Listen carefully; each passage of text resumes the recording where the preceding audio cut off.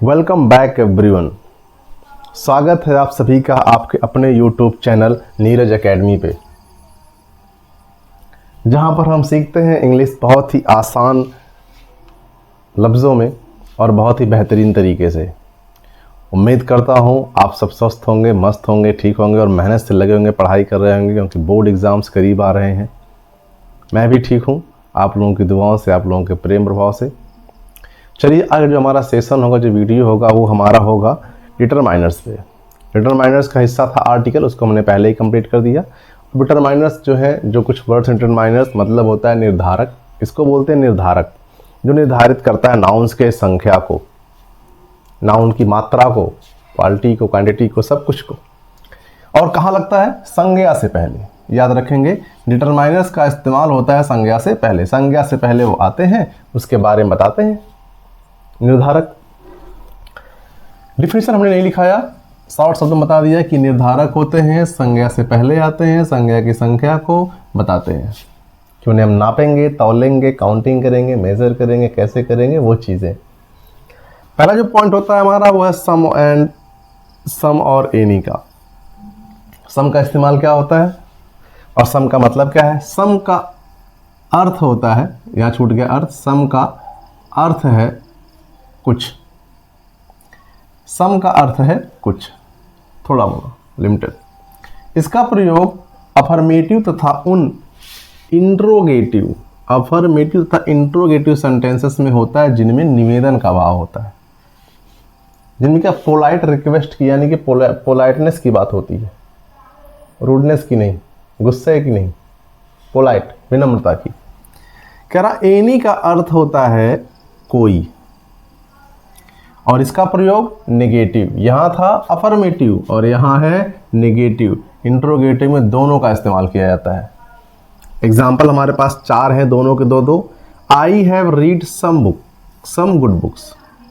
I have read some good books. ठीक है।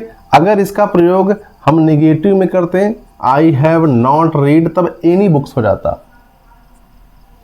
Has C some money, क्या उसके पास कुछ पैसे हैं?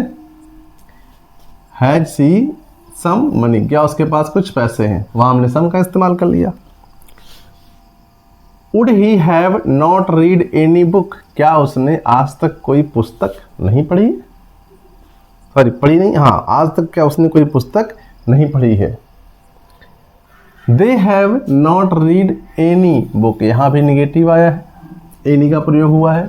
देखिए, आप अभी सिर्फ ये पढ़ रहे हैं कि कहाँ प्रयोग होता है, आप ये नहीं पढ़े हैं कि इनको हम पहचानने कैसे कि यहाँ एनी लगना है, कि सम लगना है, कि मेनी लगना है, कि मच लगना है, कि मोर लगना है, कि लिटिल लगना है, कि ए लिटिल लगना है, कि द लिटिल लगना है, कि ए फ्यू लगना है, द फ्यू लगना है, या ओनली फ्यू लगना है। तो इन चीज़ों को जब आप पढ़ लेंगे ना, क्या चीज़ें हैं, तब मैं उन पर एक वीडियो फिर से बनाऊंगा और उसमें बताऊंगा कि हाँ, यहाँ ये पहचानने का तरीका है, इससे जानिए कि यहाँ पे एनी लगाएंगे या सम लगाएंगे या मेनी लगाएंगे या मच लगाएंगे या मोर लगाएंगे, वहाँ से जानिए। कुछ चीज़ें यहाँ से क्लियर होंगी, कुछ चीज़ें वहाँ से क्लियर होंगी, लेकिन धैर्य के साथ सीखना पड़ेगा और लगातार सीखना पड़ेगा, तभी आएगा। फिर उसके बाद कह रहा है मच और मेनी का प्रयोग। आप जानते हैं मच मतलब क्या होता है और मेनी मतलब क्या होता है। मच मतलब ज़्यादा, मेनी मतलब भी ज़्यादा, लेकिन दोनों का सेंस थोड़ा सा बदल जाता है। मेनी का अर्थ है संख्या में बहुत, नंबर, काउंटिंग में, ये काउंटिंग में ज़्यादा होते हैं, जबकि मच का अर्थ है मात्रा में अधिक, क्वांटिटी में अधिक होनी चाहिए। जैसे he has not learn many poem. अब पोएम को आप जो है काउंट कर सकते हैं भैया, 1 2 3 4 5 6 7 8 9 10 ऐसे। There were many dogs, dogs को आप काउंट नहीं कर सकते? कर सकते हैं, तभी तो आपने लगाया है मेनी, नहीं तो मेनी लगाते हैं क्या? नहीं लगाते। लेकिन यहाँ पर does your cow give much milk. अच्छा, तो मिल्क को भी आप गिन लेंगे क्या? नहीं गिन सकते हैं। आप उसको मेजर कर सकते हैं, मेजर को काउंट कर सकते हैं, लेकिन आप मिल्क को नहीं गिन सकते। सिर्फ आप माप सकते हैं, मेजर कर सकते हैं, वो क्वांटिटी होती है। क्या होती है? क्वांटिटी। हिंदी में लिखा है, लेकिन मैं इंग्लिश में आपको बता रहा हूँ चीज़ों को, जो मेन पॉइंट्स है। क्वांटिटी बताती है। ऐसे कह रहा है we have not much money to help you. ये मनी सिक्कों को गिनते हैं, ठीक है, ये बात याद रहे, माइंड में कोई डाउट नहीं होना चाहिए। फिर कह रहा है ईच एंड एवरी जो एग्जाम्पल यहाँ है वो दो एग्जाम्पल सेट करेगा आपके सामने। एक सेट करता है ये कि ये जो ईच एंड एवरी है, ये ईच एंड एवरी आपका सब्जेक्ट वर्ब एग्रीमेंट में भी आएगा, और शायद इसके बाद वो बारी आ जाए सब्जेक्ट वर्ब एंड एग्रीमेंट की, क्योंकि मेरा टारगेट है कि बोर्ड एग्जाम्स के पहले, यानी कि प्री बोर्ड होने से पहले ही आपको मैं सारे ग्रामर के सिलेबस करा के प्रैक्टिस कराना शुरू कर दूं, ठीक है, और वो प्रैक्टिस लाइव में चलेगी, तो वहाँ आप जुड़ना बिल्कुल नहीं भूलेंगे, क्योंकि वो बहुत इंपॉर्टेंट होगा। ईच एंड एवरी, ईच और एवरी दोनों का अर्थ है प्रत्येक। प्रत्येक तो है, लेकिन दोनों में कुछ तो डिफरेंसेस हो गए। ईच का प्रयोग किसी इकाई के लिए होता है, ये लाइन, ये बात, ईच का प्रयोग किसी इकाई के लिए होता है, किंतु एवरी का प्रयोग समूह के लिए होता है। देखा, दोनों का अर्थ क्या है? प्रत्येक। क्या है? प्रत्येक। दोनों का अर्थ है प्रत्येक, लेकिन ईच का क्या होता है? इकाई के लिए, यानी एक एक की संख्या बताने के लिए, लेकिन एवरी का अर्थ होता है समूह के लिए, पूरे समूह की बात करेगा। एग्जाम्पल के लिए, each of the two girls was present. मैंने क्यों कहा कि भाई ये सब्जेक्ट वर्ब एग्रीमेंट की बात करेगा? अब आप देख लीजिए, each of the two girls, भाई यहां तो प्लूरल दिख रहा है, और लगा क्या है? Helping verb was. यहां देख लीजिए, every word of this letter, उस लेटर के, उस शब्द के सभी वर्ड, उस वर्ड के सभी लेटर, एक एक सिंगल अक्षर इज करेक्ट। क्या लगा हुआ? इज लगा हुआ है, इज लगा हुआ है। My father will punish each of you, प्रत्येक ऑफ यू, और पनिश लगा हुआ है, विल, ये तो समझ में आ जाएगा आप लोगों को, विल सेल में कोई डिफरेंस नहीं है। He knows every boy of the class, every मतलब प्रत्येक बच्चे को जानती है, और लगा क्या है? Knows, singular. तो जहां पे ईच एवरी आएंगे, वहां पे जो हेल्पिंग वर्ब क्या होगा? सिंगुलर होगा। ये सब्जेक्ट वर्ब एग्रीमेंट का रूल जब पढ़ाया जाएगा तो वहां समझाया जाएगा, लेकिन अभी समझिए, ईच ऑफ टू गर्ल्स, यानी कि एक एक प्रत्येक लड़की, यानी दोनों को, दोनों क्या है? प्रेजेंट है, उपस्थित है। Every word of this letter is correct, यानी कि सभी लेटर, सभी अक्षर जो है उस वर्ड के क्या है? करेक्ट है। सभी की बात कर रहा है एवरी, और ईच जो है प्रत्येक, यानी कि एक एक, दोनों। My father will punish each of you, तुम दो हो, तुम तीन हो, तुम चार, तुम सबको मेरे पापा क्या करेंगे? एक एक को पनिश करेंगे, दंडित करेंगे एक एक को। He knows every boy of the class, वह कक्षा के सभी बच्चों को क्या करता है? जानता है, सभी बच्चों को जानता है, जितने भी हैं, एक एक करके नहीं, सबको जानता है। ठीक है, इस तरह से हमारा पहला स्लाइड है डिटरमाइनर्स का, जहां हमने some, any, much, many, each and every के बारे में जाना। अब इसके बाद नेक्स्ट स्लाइड में हम जानेंगे little, a little, the little, few, a few और द फ्यू। ठीक है, इसको आप देख लीजिए, स्क्रीनशॉट ले लीजिए, ताकि आप नोट्स बनाते रहें और कंटिन्यू मेहनत के साथ पढ़ाई करते रहें। ठीक है, फिर अभी नेक्स्ट स्लाइड लेकर के आते हैं आपके सामने, और फिर उसमें चर्चा करते हैं। नेक्स्ट जो रूल है, रूल नंबर 4, उस पर बात की जाएगी। आइए जो है अब देखते हैं रूल नंबर 4, 5 एंड 6 क्या कहता है। देखिए, बहुत ही इंपॉर्टेंट हो जाता है little, a little, the little के बारे में जानना, और इतना ही इंपॉर्टेंट होता है few, a few, the few के बारे में भी जानना। लेकिन घबराने की बात नहीं है, हम पहले आपको समझाएंगे कि होते क्या है, इनका मतलब क्या होता है, फिर आपको हम ये समझाएंगे कि इनको पहचानिए कैसे, कि यहाँ पे हमको लिटिल लगाना है कि ए लिटिल लगाना है कि द लिटिल लगाना है। सब कुछ सीखने के लिए वीडियो को पूरे आखिरी तक देखना होगा, ध्यानपूर्वक देखना होगा, तभी आप क्लियर कर पाएंगे कहाँ पे किसका प्रयोग करना है। देखिए, पहली बात तो लिटिल और ए लिटिल और द लिटिल, इन शब्दों का प्रयोग जो होता है क्वांटिटी बताने के लिए होता है, मात्रा बताने के लिए, यानी लिक्विड फॉर्म को बताने के लिए, जिनको हम काउंट नहीं कर सकते, मेजर कर सकते हैं। लिटिल का अर्थ क्या होता है? नहीं के बराबर होता है। इसका मतलब कुछ नहीं, मतलब थोड़ा बहुत, हल्का फुल्का, हार्डली एनी, मतलब बहुत कुछ मात्रा में। इसका प्रयोग निगेटिव के सेंस में होता है, जैसे कि there is little chance of his success, मतलब उसके सफल होने के चांस क्या है, ना के बराबर है। अगर भगवान का कोई करिश्मा हुआ तो क्या होगा, सक्सेस होगा, अगर नहीं हुआ तो वह क्या होगा, अनसक्सेसफुल ही रहेगा। There is little water in the picture, बहुत ही कम पानी, मतलब उसके आवश्यकता से भी क्या बहुत ही कम है, इतना है कि उसका कोई काम ही नहीं होगा उतने पानी में, इसका मतलब वो निगेटिव सेंस में ही जा रहा है। आपको एक हिंट दे दूं, इसके पहले कोई निगेटिव सेंटेंस रहेगा तब ये सेंटेंस आएगा, तब वहां पर हम पहचान पाएंगे कि वहां पर लिटिल लगेगा, निगेटिव सेंस पहले ही आ जाएगा। ए लिटिल का अर्थ कुछ सर्टेन क्वांटिटी, मतलब निश्चित, यानी जितनी हमें आवश्यकता है, जितनी हमें आवश्यकता उससे क्या होगा, बहुत ही कम होगा। इसका प्रयोग जो होता है पॉजिटिव के सेंस में होता है। कुछ है, हमको अगर 1 लाख रुपए चाहिए, मान लीजिए मनी चाहिए, तो हमारे पास 1 लाख नहीं, लेकिन हमारे पास इतना है कि हमारी आवश्यकता से कम, हम काम चलाना सीख लेंगे, उसमें काम चला लेंगे। कह रहा है go and bring a little milk, जाओ और थोड़ा बहुत जो कुछ भी तुम्हें मिल जाए, पॉजिटिवली जो कुछ भी तुम्हें मिल जाए उसको लेकर के आ जाओ। A little knowledge is a dangerous thing, अल्प ज्ञान यानी कम ज्ञान, थोड़ा ज्ञान, वो क्या होता है, बहुत ही हानिकारक होता है, बहुत ही खतरनाक होता है। ठीक है, उसके बाद क्या है, द लिटिल का अर्थ नॉट मच, मतलब अधिक नहीं है, बट ऑल दैट इज, लेकिन जो कुछ भी था वो क्या होता है, खत्म हो जाता है। Do not spoil the little milk you have, जो कुछ भी तुम्हारे पास दूध बचा हुआ है उसे तुम खर्च ना करो, बेकार मत करो। अब मान लो मैंने सेंटेंस बोला कि बिल्ली ने पंजा मारा और दूध गिर गया, जो कुछ बचा हुआ उसे तुम गिरा रहे हो। ठीक है, तो अब सेंस है, पहले से पता चल जाता है कि यार यहाँ पे सेंस क्या होना है, थोड़ा बहुत का होना है, कुछ नहीं का होना है, या जो कुछ बचा हुआ उसका होना है। तो सेंटेंस में ऐसी चीज़ें आती हैं जो आपको इंडिकेट करती हैं कि यहाँ पर क्या सेंस आने वाला और वहाँ पे क्या लगाने वाले हैं। फिर दे रहा I gave the beggar the little money I had, जो कुछ भी मेरे पास पैसा बचा हुआ था मैंने किसे दे दिया, बेगर को दे दिया।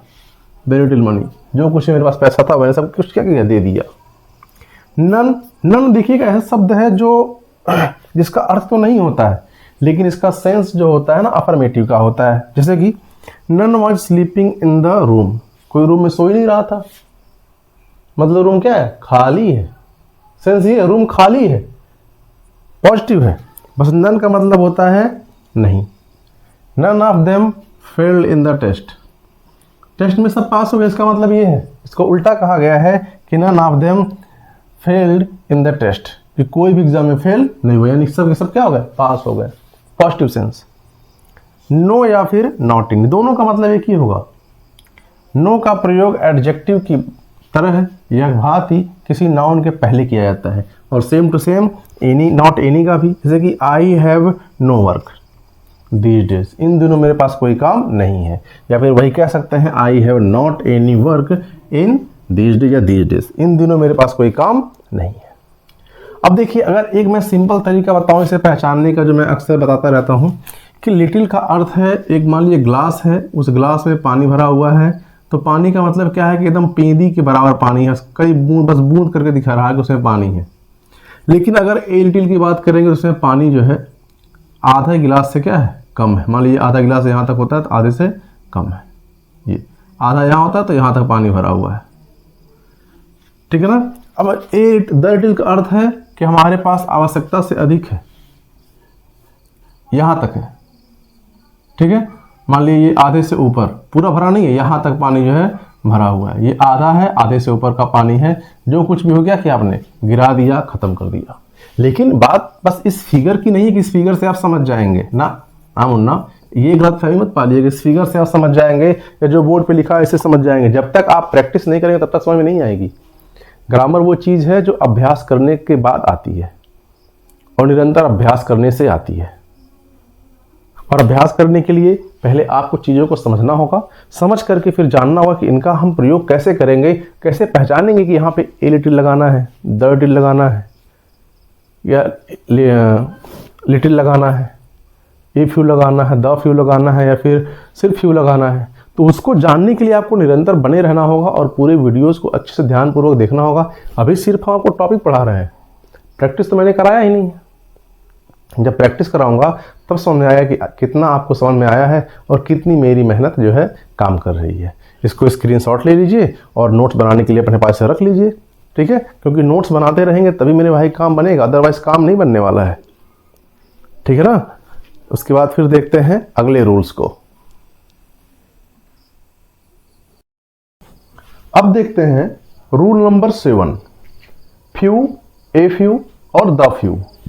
क्या है इनमें खास बात और क्या है इनमें और a few, few, a few, the few और little, a little, the little में क्या डिफरेंसेस है। आपने पढ़ा है वो मात्रा बताते थे, लेकिन ये क्या बताते हैं, ये बताते हैं संख्या। फिर कह रहा है जो फ्यू का इस्तेमाल वो कह रहा है कि इससे निगेटिव का भाव प्रकट होता है, इसका तात्पर्य है नहीं के बराबर।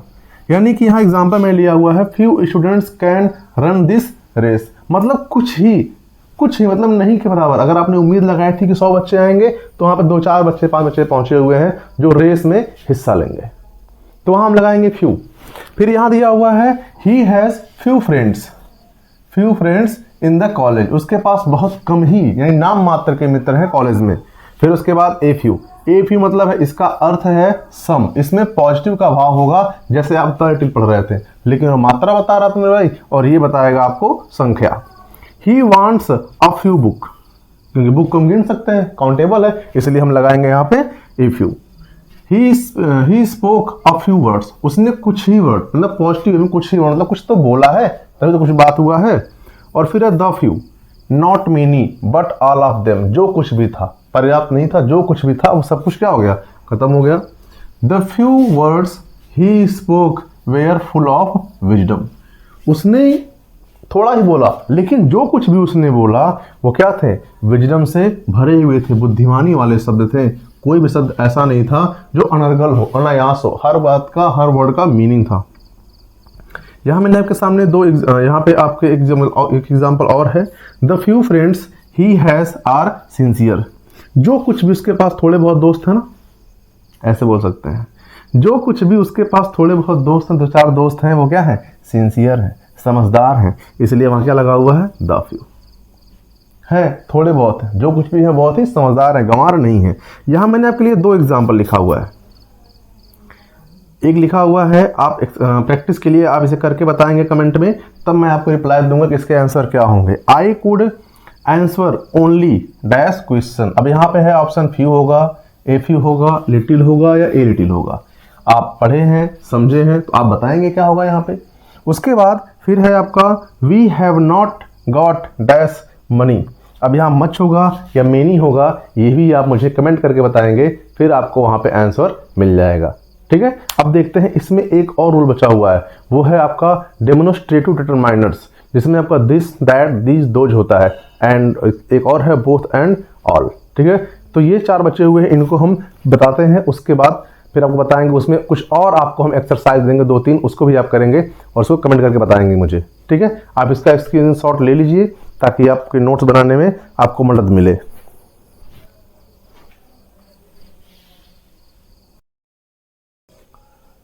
अब देखते हैं रूल नंबर 8। रूल नंबर 8 कहता है, मैंने बताया आपको डेमोन्स्ट्रेटिव जो होता है डिटरमाइनर्स वो 2 हैं, यहाँ पे रूल नंबर 8 और 9, ठीक है। कह रहा है this, that, these, those. This, that का प्रयोग सिंगुलर काउंटेबल नाउन्स के पहले होता है, ठीक है ना, और उसके बाद दीज तथा दोज का प्रयोग प्लूरल काउंटेबल नाउन्स के पहले होता है, जो गिनने में काउंटेबल जानते ही हैं, काउंटेबल क्या है, तो उसको आपको बताया गया था, काउंटेबल नाउन, अनकाउंटेबल नाउन, जो आपको नाउन मैंने पढ़ाया था टॉपिक, उससे मैंने आपको बता दिया था, ठीक है ना।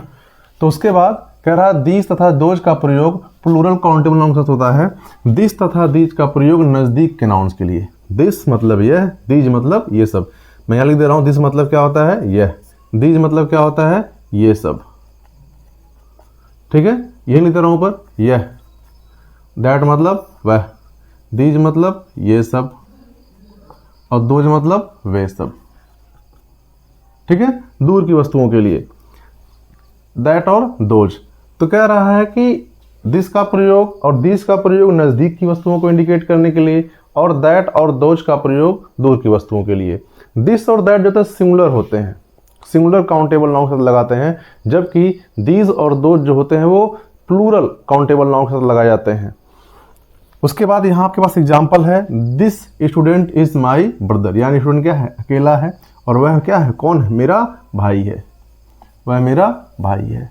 उसके बाद दीज बुक्स आर आवर्स, सारी पुस्तकें किसकी हैं, ये सारी पुस्तकें हमारी हैं। यहाँ ये सब पुस्तकें किसकी हैं, हमारी हैं। यहाँ पे यह विद्यार्थी मेरा भाई है, इस तरह से, ठीक है। वैसे यहाँ दैट काउ इज माइन, वह गाय जो है किसकी है, मेरी है, या वह मेरी गाय है, ठीक है, वह मेरी गाय है। दोज फ्लावर्स आर ब्यूटीफुल, वो सभी फूल क्या हैं, ब्यूटीफुल हैं, सुंदर हैं, ठीक है। इस तरह से दिस दैट दीज दोज का प्रयोग कर लेंगे। बहुत ही कम ही एग्जाम्स में आते हैं, लेकिन जहां आते हैं वहां पे दिमाग चकरा जाता है, ठीक है, तो थोड़ा ध्यान देंगे उस पर। बोथ तथा ऑल, बोथ संख्या में 2 ये याद रखेंगे, संख्या में 2 होने का बोध कराएगा, और ऑल का मतलब तो आप जानते हैं कि सभी, चाहे वो वस्तु हो, स्थान हो या प्राणी की बात हो। All the students were present, all सभी विद्यार्थी क्या थे, प्रेजेंट थे। Both Delhi and Agra are big cities, दोनों शहरों की बात हुई, 2 शहर हैं यहाँ पे। फिर एक एग्जाम्पल और है यहाँ पे, both the teams played well, दोनों टीमों ने कैसा खेला था, बढ़िया खेला था। अब मैंने यहाँ 4 सेंटेंस दिए हैं आपको करने के लिए, ठीक है। He spends dash money he had, मैंने यहाँ पे आपको ऑप्शन नहीं दिया है जानबूझ के, ताकि अगर आपने पढ़ा है तो आप सोचिए क्या क्या हो सकता है, वो लिख के मुझे कमेंट में बताइएगा। उसके बाद डैश मैन रीच्ड देयर, इसका ही बताएंगे आप मुझे। These there is dash hope for his recovery, जो पढ़े हैं, जो समझे हैं, वो तुरंत कर लेंगे, एक भी नहीं छोड़ेंगे। फिर है आई वॉन्ट डैश पेपर, ठीक है। इस तरह से ये यहाँ पे ख़त्म हो रहा है आपका डिटरमाइनर। इसके बाद जल्द ही आपके पास एक दूसरा वीडियो प्रस्तुत होगा, और सारे चीज़ों को नोट्स बना करके करते रहिए, और रिवीजन, पढ़ाई, हर चीज़ बार बार करते रहिए, ठीक है। और साथ ही साथ जुड़े रहिए हमसे, और नेक्स्ट वीडियो के साथ फिर आपसे मिलते हैं बहुत जल्दी। तब तक के लिए सभी को थैंक यू, और मिलते हैं फिर।